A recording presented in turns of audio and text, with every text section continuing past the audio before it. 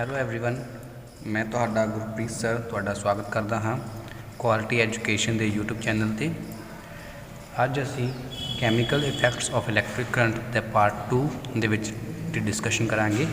Part 1 ਦੇ ਵਿੱਚ ਅਸੀਂ ਪੜ੍ਹਿਆ ਕਿ ਕਿਸ ਤਰ੍ਹਾਂ ਕੰਡਕਟਰਸ ਤੇ ਇਨਸੂਲੇਟਰਸ ਨੂੰ ਅਸੀਂ ਟੈਸਟ ਕਰ ਸਕਦੇ ਹਾਂ ਕਿਸੇ ਸੈਟਅਪ ਦੇ ਰਾਹੀਂ। ਹੁਣ ਸਾਡੇ ਕੋਲ ਦੇਖਿਆ ਜਾਵੇ ਟੈਸਟ 2 ਦੇ ਵਿੱਚ ਕੀ ਹੈ ਕਿ ਸਾਡੇ ਕੋਲ ਇੱਕ दो सैल लगे हुए हैं साढ़े को, इस बार साढ़े को बल्ब की जगह पर एक निडल लगी हुई है जिन्हों असी मैगनैटिक निडल भी आख सकते हाँ।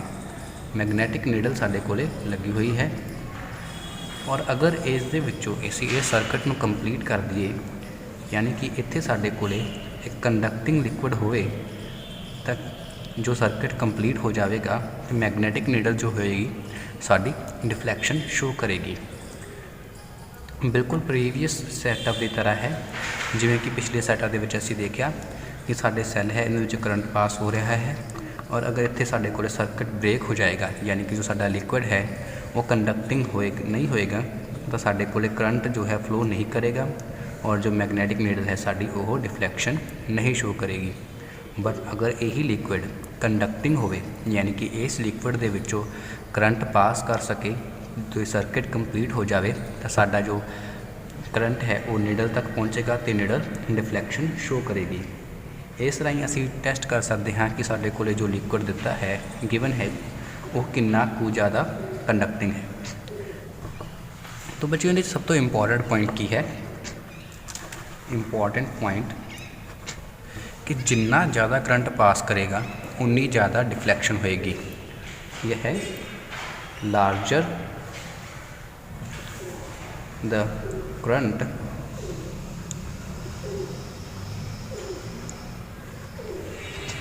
larger the current larger will be the deflection।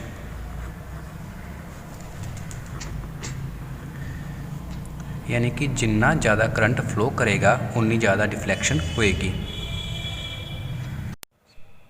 साडा इंपॉर्टेंट पॉइंट की है इहदे विच, साडा इंपॉर्टेंट पॉइंट ये है कि इस करंट की सर्किट दे विचों जिन्ना ज़्यादा करंट पास होएगा डिफ्लैक्शन उन्नी ज़्यादा होएगी।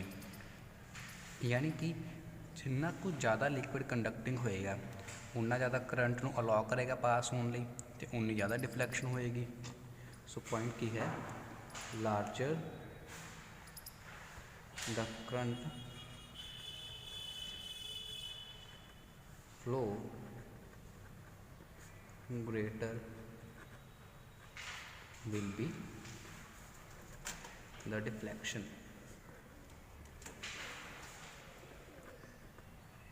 भाव जिन्ना ज़्यादा करंट इस सर्किट दे विचों पास करेगा उन्नी ज़्यादा डिफ्लैक्शन होएगी।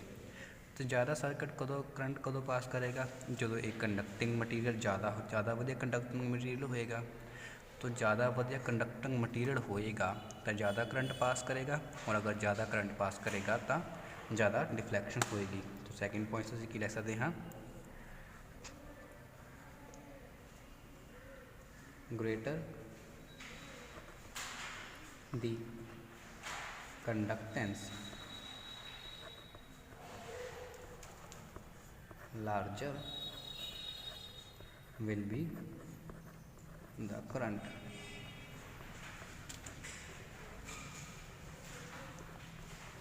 यानी कि जिन्नी ज़्यादा इस लिक्विड की कंडक्टेंस होएगी उन्ना ज़्यादा करंट पास करेगा। तो इस सिस्टम इस टैसट तो असी दो चीज़ां जानिया कि जो सर्किट है साडा उनदे विच अगर ये लिक्विड कंडक्टिंग होएगा तो साडी जो मैगनैटिक नीडल है वो डिफ्लैक्शन शो करेगी, यानी कि मैगनैटिक नीडल हिलेगी। जो मान लो ये मैगनैटिक नीडल है, ये मैगनैटिक नीडल है तो ये इदा इदा हिलेगी, ठीक है, हिलेगी इदा इदा, ठीक है बच्चों। ये मैगनैटिक नीडल इदा इदा हिलेगी और ज़्यादा कदों हिलेगी जो ज़्यादा करंट पास करेगा।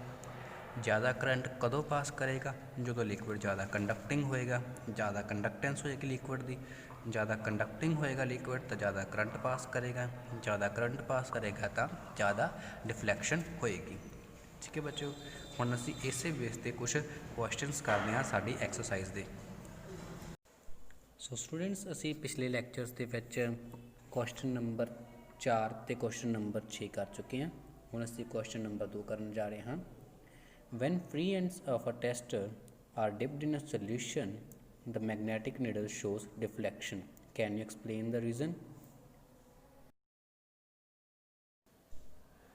ਜਦੋਂ ਅਸੀਂ ਕਿਸੇ ਟੈਸਟਰ ਦੇ ਸੁਤੰਤਰ ਸਿਰਿਆਂ ਨੂੰ ਘੋਲ ਵਿੱਚ ਡੋਬਦੇ ਹਾਂ ਤਾਂ ਚੁੰਬਕੀ ਸੂਈ ਵਿਖੇਪਿਤ ਹੁੰਦੀ ਹੈ।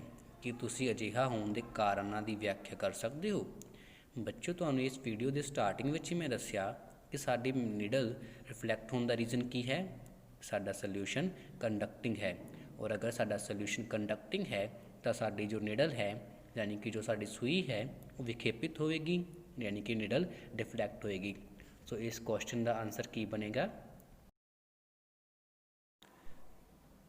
The compass needle shows a deflection which concludes that the current is flowing through the wire.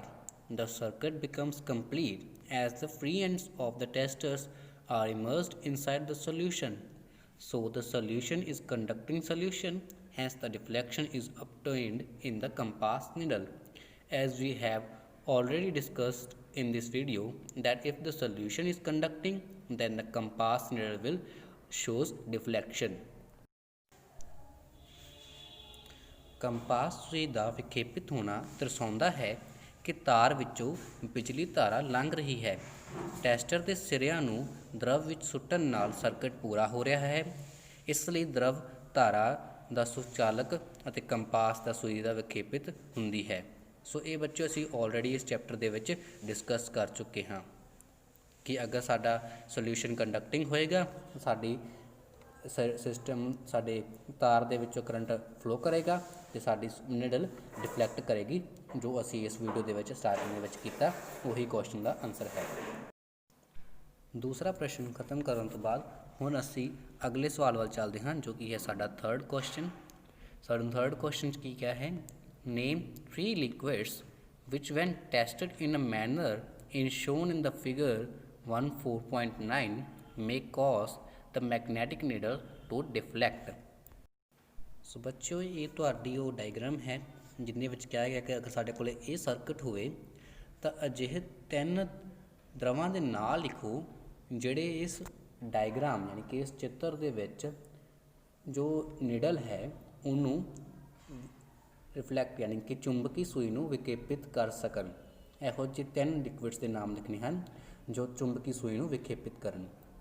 So liquid causing the magnetic needle to deflect are salt water, lemon juice and vegetable oils. These are the conducting liquids which allow the passage of electricity through them. ਦਰਵ ਜਿਹੜੇ ਚੁੰਬਕੀ ਸੂਈ ਨੂੰ ਵਿਖੇਪਿਤ ਕਰਦੇ ਹਨ ਉਹ ਹਨ ਖਾਰਾ ਪਾਣੀ, ਨਿੰਬੂ ਦਾ ਰਸ ਤੇ ਸਬਜ਼ੀਆਂ ਦਾ ਤੇਲ। ਇਹ ਸਾਰੇ ਬੱਚਿਓ ਤਾਰਾਂ ਦੀ ਬਿਜਲੀ ਤਾਰਾਂ ਦੇ ਚੰਗੇ ਸੁਚਾਲਕ ਹੁੰਦੇ ਹਨ ਅਤੇ ਇਹਨਾਂ ਵਿੱਚੋਂ ਕਰੰਟ ਜੋ ਹੈ ਪਾਸ ਕਰਦਾ ਹੈ, ਜਿਹਦੇ ਕਰਕੇ ਸਾਡੀ ਜੋ ਨੀਡਲ ਹੈ ਉਹ ਡਿਫਲੈਕਸ਼ਨ ਸ਼ੋ ਕਰਦੀ ਹੈ, ਯਾਨੀ ਕਿ ਚੁੰਬਕੀ ਸੂਈ ਵਿਖੇਪਿਤ ਹੁੰਦੀ ਹੈ। ਸੋ ਇਹ ਸਾਡੇ 3 ਕੀ ਹਨ? ਸਾਡੇ 3 ਹਨ ਬਿਜਲੀ ਧਾਰਾ ਦੇ ਚੰਗੇ ਸੁਚਾਲਕ। ਸੋ ਇਹਦੇ ਨਾਲ ਸਾਡਾ ਥਰਡ ਕੁਐਸਚਨ ਦਾ ਵੀ ਆਨਸਰ ਮਿਲ ਗਿਆ ਸਾਨੂੰ ਅਤੇ ਸਾਡਾ ਸੈਕਿੰਡ ਕੁਐਸਚਨ ਵੀ ਹੋ ਗਿਆ। ਫੋਰਥ ਕੁਐਸਚਨ ਅਸੀਂ ਆਲਰੇਡੀ ਕਰ ਚੁੱਕੇ ਹਾਂ। ਹੁਣ ਵੱਧਦੇ ਹਾਂ ਫਿਫਥ ਕੁਐਸਚਨ ਦੇ ਵੱਲ। ਫਿਫਥ ਕੁਐਸਚਨ ਦੇ ਵਿੱਚ ਸਾਨੂੰ ਕਿਹਾ ਹੈ a tester is used to check the conduction of electricity through 2 liquids labeled A and B. It is found that the bulb of the tester glow brightly from liquid A while it glows dimly for liquid B. Would you conclude that liquid A is better conductor than liquid B? Second, liquid B is better conductor than liquid A, or both liquids are equally conducting? Yeah, either conducting properties of liquid cannot be compared in this manner. ਸੋ ਇਸ question ਦੇ ਵਿੱਚ ਅਸੀਂ ਦੱਸਣਾ ਹੈ ਕਿ ਇਹਨਾਂ ਵਿੱਚੋਂ ਕਿਹੜੀ ਸਟੇਟਮੈਂਟ ਟਰੂ ਹੈ। ਜੋ ਸਾਡਾ ਲਿਕੁਇਡ A ਹੈ ਉਹ ਜ਼ਿਆਦਾ ਚਮਕਦਾ ਹੈ ਲਿਕੁਇਡ B ਨਾਲੋਂ। ਇੱਕ ਵਾਰੀ ਇਸ ਕੁਐਸਚਨ ਨੂੰ ਅਸੀਂ ਪੰਜਾਬੀ 'ਚ ਵੀ ਦੇਖ ਲੈਂਦੇ ਹਾਂ ਕਿ ਸਾਨੂੰ ਇਸ ਕੁਐਸਚਨ ਦੇ ਵਿੱਚ ਕਿਹਾ ਕੀ ਗਿਆ ਹੈ ਕਿ ਸਾਨੂੰ ਫਾਈਂਡ ਕਰਨ ਵਾਸਤੇ ਕਿਹਾ ਗਿਆ ਹੈ। ਦੋਵਾਂ ਦਰਵਾਂ A ਅਤੇ B ਦੇ ਬਿਜਲੀ ਚਾਨਣ ਦੀ ਪਰਖ ਕਰਨ ਲਈ ਇੱਕ ਟੈਸਟਰ ਦੀ ਵਰਤੋਂ ਕੀਤੀ ਗਈ ਹੈ। ਇਹ ਵੇਖਿਆ ਗਿਆ ਹੈ ਕਿ ਟੈਸਟਰ ਬਲਬ ਦਾ ਦਰਵ A ਵਿੱਚ ਚਮਕੀਲਾ ਪ੍ਰਕਾਸ਼ ਹੋਇਆ ਜਦਕਿ ਦਰਵ B ਵਿੱਚ ਬਹੁਤਾ ਹਲਕਾ ਪ੍ਰਕਾਸ਼ ਹੋਇਆ। ਤੁਸੀਂ ਨਤੀਜਾ ਕੱਢ ਸਕਦੇ ਹੋ ਕਿ ਤੁਸੀਂ ਇਹਦੇ 'ਚੋਂ ਕੀ ਨਤੀਜਾ ਕੱਢੋਗੇ। ਸਾਨੂੰ ਕੀ ਆਪਸ਼ਨ ਦਿੱਤੇ ਹਨ ਕਿ ਦਰਵ A ਦਰਵ B ਤੋਂ ਚੰਗਾ ਚਾਲਕ ਹੈ, ਦਰਵ B ਦਰਵ A ਤੋਂ ਚੰਗਾ ਚਾਲਕ ਹੈ, ਜਾਂ ਤੀਜਾ ਆਪਸ਼ਨ ਸਾਡੇ ਕੋਲ ਕੀ ਹੈ, ਦੋਵੇਂ ਦਰਵਾਂ ਦੀ ਚਾਲਕਤਾ ਸਮਾਨ ਹੈ, ਜਾਂ ਫਿਰ ਸਾਨੂੰ ਚੌਥਾ ਆਪਸ਼ਨ ਕੀ ਕਿਹਾ ਹੈ ਕਿ ਦਰਵਾਂ ਦੇ ਚਾਲਕਾਂ ਦੇ ਗੁਣਾਂ ਦੀ ਤੁਲਨਾ ਇਸ ਤਰ੍ਹਾਂ ਨਹੀਂ ਕੀਤੀ ਜਾ ਸਕਦੀ। ਤਾਂ ਬੱਚਿਓ, ਅਸੀਂ ਸਟਾਰਟਿੰਗ ਦੇ ਵਿੱਚ ਕਰ ਚੁੱਕੇ ਹਾਂ ਕਿ ਜੋ ਸਾਡੇ ਲਿਕੁਇਡਸ ਹੁੰਦੇ ਹਨ, ਅਗਰ ਉਹ ਜ਼ਿਆਦਾ ਕੰਡਕਟਿੰਗ ਹੋਵੇ ਤਾਂ ਉਹ ਇਲੈਕਟ੍ਰੀਸਿਟੀ ਨੂੰ ਪਾਸ ਕਰਨ ਦਿੰਦੇ ਹਨ, ਔਰ ਅਗਰ ਇਲੈਕਟ੍ਰੀਸਿਟੀ ਪਾਸ ਹੋਵੇ ਤਾਂ ਸਾਡਾ ਜੋ ਮੈਗਨੈਟਿਕ ਨੀਡਲ ਹੈ ਜਾਂ ਫਿਰ ਸਾਡਾ ਜੋ ਬਲਬ ਹੈ ਉਹ ਗਲੋ ਕਰੇਗਾ। ਦੈਟ ਮੀਨਸ ਅਗਰ ਸਾਡਾ A ਕੰਡਕਟਿੰਗ ਹੈ, B ਕੰਡਕਟਿੰਗ ਹੈ ਤਾਂ ਹੀ ਸਾਡਾ ਕਰੰਟ ਪਾਸ ਕਰੇਗਾ। ਔਰ ਅਸੀਂ ਇਹ ਵੀ ਪੜ੍ਹ ਚੁੱਕੇ ਹਾਂ ਕਿ ਅਗਰ A ਜ਼ਿਆਦਾ ਕੰਡਕਟਿੰਗ ਹੋਵੇ ਤਾਂ ਕਰੰਟ ਜ਼ਿਆਦਾ ਪਾਸ ਕਰੇਗਾ। ਦੈਟ ਮੀਨਸ ਸਾਡਾ A ਜੋ ਹੈ ਉਹ ਇੱਕ ਬੈਟਰ ਕੰਡਕਟਰ ਹੈ B ਦੇ ਨਾਲੋਂ। ਸਾਡਾ ਆਨਸਰ ਕੀ ਹੈ, ਜੋ ਦਰਵ A ਹੈ ਉਹ ਦਰਵ B ਦੇ ਨਾਲੋਂ ਇੱਕ ਚੰਗਾ ਚਾਲਕ ਹੈ। Means liquid A is better conductor than liquid B. The conductivity of the solution determines the amount of current flowing through the solution. Greater the conductivity, greater will be the quantity of current passing through the solution, and lesser the conductivity, the quantity of current passing through will be corresponding less. So the conductivity of liquid A is more than the conductivity of liquid B, which is the answer for the 5th question. So ਇਹਦੇ ਨਾਲ ਬੱਚੇ ਸਾਡੇ 3 question ਅਸੀਂ ਅੱਜ ਦੇ lecture ਦੇ ਵਿੱਚ cover ਕੀਤੇ ਹਨ ਅਤੇ 2 ਅਸੀਂ ਪਹਿਲਾਂ ਕਰ ਚੁੱਕੇ ਹਾਂ। ਅਸੀਂ ਨਾਲ ਕੁਐਸਚਨਸ ਕਰਦੇ ਜਾਵਾਂਗੇ ਅਤੇ ਕਨਸੈਪਟਸ ਵੀ ਸਿੱਖਦੇ ਜਾਵਾਂਗੇ।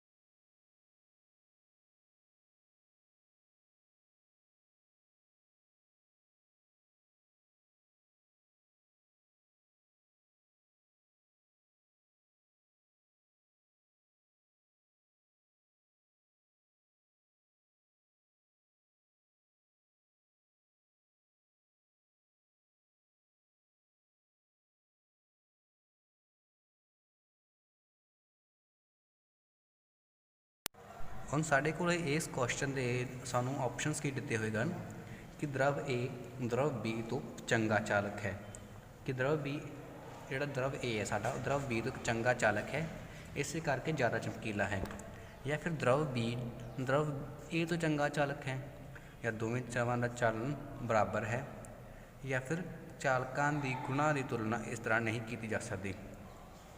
ਪਹਿਲਾਂ ਤਾਂ ਬੱਚਿਓ ਅਸੀਂ ਹੁਣੇ ਪੜ੍ਹ ਕੇ ਹਟੇ ਹਾਂ, ਸਟਾਰਟਿੰਗ ਦੀ ਵੀਡੀਓ ਦੇ ਵਿੱਚ ਤੁਸੀਂ ਦੇਖਿਆ ਕਿ ਜੋ ਲਿਕੁਇਡ ਹਨ ਜਿੰਨੇ ਜ਼ਿਆਦਾ ਕੰਡਕਟਿੰਗ ਹੋਣਗੇ, ਲਿਕੁਇਡਸ ਜਿੰਨੇ ਜ਼ਿਆਦਾ ਕੰਡਕਟਿੰਗ ਹੋਣਗੇ ਓਨਾ ਜ਼ਿਆਦਾ ਉਹਨਾਂ 'ਚੋਂ ਕਰੰਟ ਫਲੋ ਕਰੇਗਾ ਅਤੇ ਉਨੀ ਜ਼ਿਆਦਾ ਮੈਗਨੈਟਿਕ ਨੀਡਲ ਡਿਫਲੈਕਟ ਕਰੇਗੀ।